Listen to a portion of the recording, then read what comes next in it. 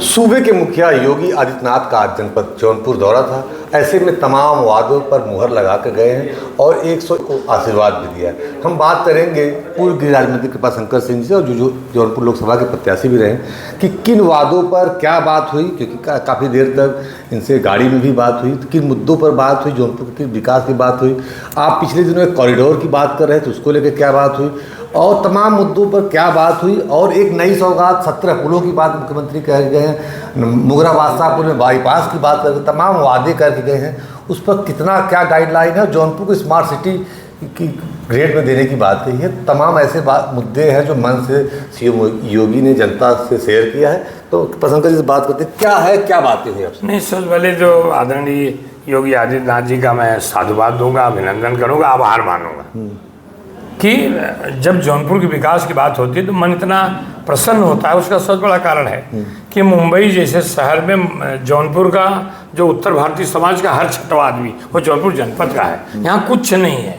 हम मेहनत करना चाहते हैं, परिश्रम करना चाहते हैं, परिश्रम करने के लिए कोई जगह नहीं थी। लेकिन अब आज मैं देख रहा हूँ कि पूरे 8 जिलों के बीच में जौनपुर की कनेक्टिविटी इतनी ज़्यादा बढ़ी है। जैसे मैंने 4-5 दिन पहले आदरणीय मुख्यमंत्री जी से मिला था, मैं बजट के दौरान मिला था। उन्होंने प्रिंसिपली उसी दिन एक्सेप्ट कर दिया था कि माता शीतला माता के चौकिया धाम को कॉरिडोर बनाने की जरूरत है। प्रिंसिपली ये एक्सेप्टेड। इसके बाद मैंने दूसरी बात हमेशा कहते रहा कि अगर यहाँ ये अपना ये क्या कहते हैं अपना इंडस्ट्रियल कॉरिडोर बन जाएगा तो मुझे लगता है जौनपुर में जब नाम डिसाइड हो जाएगा क्या फैक्ट्री लग सकती है, कैसे जगह मिल सकती है, सरकार क्या दे सकती है, तो बहुत सारी इंडस्ट्रीज आएंगे और मैं संपर्क में बना हुआ हूँ। इसलिए मुझे खुशी हुई कि आज उस इंडस्ट्रियल कॉरिडोर की शुरुआत हो गई है। और ये अपने देश के पहले गृह मंत्री सरदार वल्लभ भाई पटेल के नाम से ही उसका दिया जा रहा है। दूसरा, जो विंध्याचल और मतलब शीतला माता के बीच में जो सड़कें हैं, जो काम भी चल रहा है, प्रलंबित है। अभी मनियाओं से एक बाईपास बन जाने के बाद मुझे लगता है कि आधा पौना घंटा दूरी कम हो जाएगी। सब ज़्यादा वहाँ तकलीफ होती है रामपुर पे, रामपुर के आगे तो भदोही में सब वहाँ बना हुआ है। इसलिए कई चीज़ें। और दूसरी बात, जो शाहगंज से 4 लेन अम्बेडकर रोड जाएगी और वहाँ से अयोध्या जाएंगे। जैसे अपने यहाँ का रिंग रोड बन रहा है जौनपुर का, शाहगंज बन रहा है, ऐसे जब 4 लेन रोड रह जाएंगी मुझे लगता है कि लोगों का समय तो बचेगा ही और उसके साथ साथ ईंधन बचेगा। ईंधन साथ साथ उन जगहों पे इंडस्ट्री आएगी और इंडस्ट्री आएगी तो लोग जो पलायन करते हैं वो नहीं करेंगे। मिला जुला के जैसे जौनपुर स्मार्ट सिटी बनाने की बात कही है, उसकी योजना तैयार हो रही है। उनके जाने के बाद आदरणीय मुख्यमंत्री जी जब गए तो उनकी हालात गाड़ी में बैठा मैं 1-2 बातों का जिक्र भी किया। उन्होंने कहा कि इंफ्रास्ट्रक्चर पहले तैयार करेंगे, घोषणाएँ बाद में करेंगे। उसके बाद जब चले गए तो मुझे कलेक्टर साहब का फ़ोन आया, डीएम का, दिनेश चंद जी का, कि 2-3 प्रपोजल कहा है बनाने के लिए। मैं बनाऊंगा, आपके साथ भी बैठूंगा, आपका कोई सजेशन होगा और लोगों के साथ बैठ के करूँगा। जल्दी मैं चाहूँगा जितनी बातें उन्होंने कही है उसका प्लानिंग करना हमारा जिला का काम है। हम जिला के लोग बैठ कर करेंगे और फिर उनके पास प्रपोजल भेजेंगे। एक इशारा भी योगी आदित्यनाथ ने कहा कि हम जोड़ने का काम करते हैं, चाहे वो पुलों का हो मामला, चाहे वो ये जो विवाह से बंधन से लोग जुड़े हैं उनको जोड़ने का काम, सरकार हमारी जोड़ने का काम कर रही। तो ये किसके लिए मैसेज था? नहीं, मैसेज मतलब सुविधा देने के लिए है ना। नहीं, ये विपक्ष में एक वार तो नहीं था कि हम जोड़ने का, क्योंकि हमेशा से समाजवादी पार्टी के नेता एक आरोप लगाते हैं कि योगी जी इस तरह कर रहे हैं, संभल की बात हो, चाहे इस तरह तमाम मामले आ रहे हैं मंदिर मस्जिद को लेकर। जो एक मैसेज दिया है आज मंच से कि हम जोड़ने का काम करते, चाहे वो पुल का निर्माण, 17 पुल जौनपुर को दिए हैं, 1000 जोड़ों को पहाड़ी सूत्र में बांधने का काम कर रहे हैं। हमारी सरकार लगातार जोड़ने का काम कर रही है। ये किसकी तरफ इशारा? नहीं, 90% लोगों का मैनिफेस्टो यही है, विकास करना है। 10% मैनिफेस्टो अलग अलग पार्टी का है। लेकिन यहाँ विपक्ष जो है इस उत्तर प्रदेश में, जिसका नाम समाजवादी पक्ष है, जिसके नेता अखिलेश यादव जी हैं, वो 90% विरोध करते हैं। होना चाहिए कि 90% पहले जो अच्छे काम पूरा कर लो, 10% की मतलब जब होगा तो राजनीतिक झगड़ा कर लेना, जब चुनाव आएगा अपनी बात कर लेना। इसलिए जोड़ने की बात कर रहे हैं। और जैसे हुआ कि लोग जुड़ेंगे तो पुल बनेगा। आज 2 परिवार जुड़ा है तो एक मतलब एक घर बसा है। तो इसी ढंग से जुड़ने की बात करते हैं कि पुल बनाते हैं हम जोड़ने के लिए।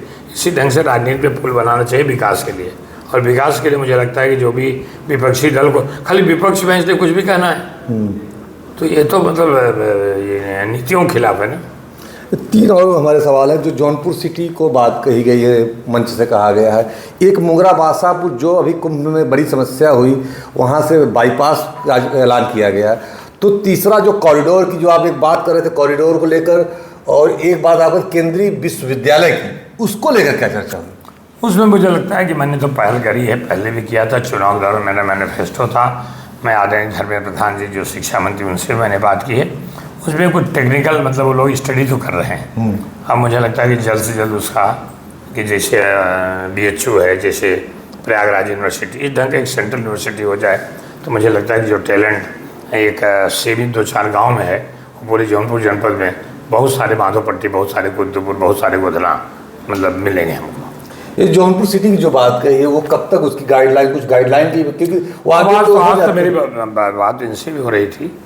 अभी जौनपुर सिटी स्मार्ट सिटी, अब जौनपुर रेलवे स्टेशन पे चले जाएं तो हम जितना 2 बोगी 3 बोगी का शेड है, अगर धूप है तो कोई खड़ा नहीं रह सकता, और धूप है तो एक जगह खड़े रहते हैं, फिर भाग के जाते हैं तो गाड़ी छूट जाती है, बरसात है तो एक जगह खड़े नहीं सकते।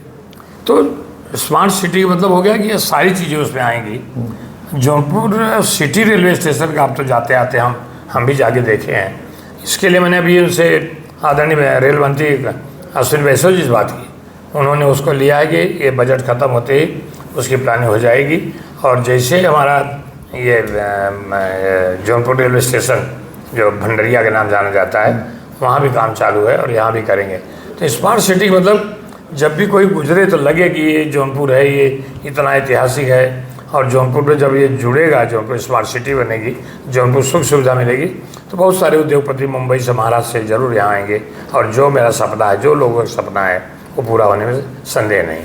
धन्यवाद कृपाशंकर जी, जो आज जो मुद्दों पर आज उनसे बात हो CM योगी आदित्यनाथ से, चाहे वो 17 पुलों की बात हो, चाहे वो मुंगरा बादशाहपुर के बाईपास की बात हो, तो इस तरह के तमाम, और जौनपुर स्मार्ट सिटी को लेकर जो गाइडलाइन आज मंच से कहा गया है, उसकी क्या प्रक्रिया है, कब तक शुरू होगा, तमाम मुद्दों पर बात हुई। और जल्द से जल्द इन जो विकास की बात, जौनपुर के विकास की बात है, वो जल्द से जल्द पेपर से नहीं, सड़क पर भौतिक रूप से आए। अब इसके लिए लगातार कृपाशंकर जी प्रयासरत हैं। तो तमाम जो आज योगी आदित्यनाथ का दौरा रहा, जौनपुर को तमाम विकास के वादे मिले, तमाम जो ऐसी चीज़ें थी जो धरातल पर दिखाई देने लगी। वीडियो जर्नलिस्ट सरस के साथ मैं दीपक सिंह, न्यूज़ स्टेट जौनपुर।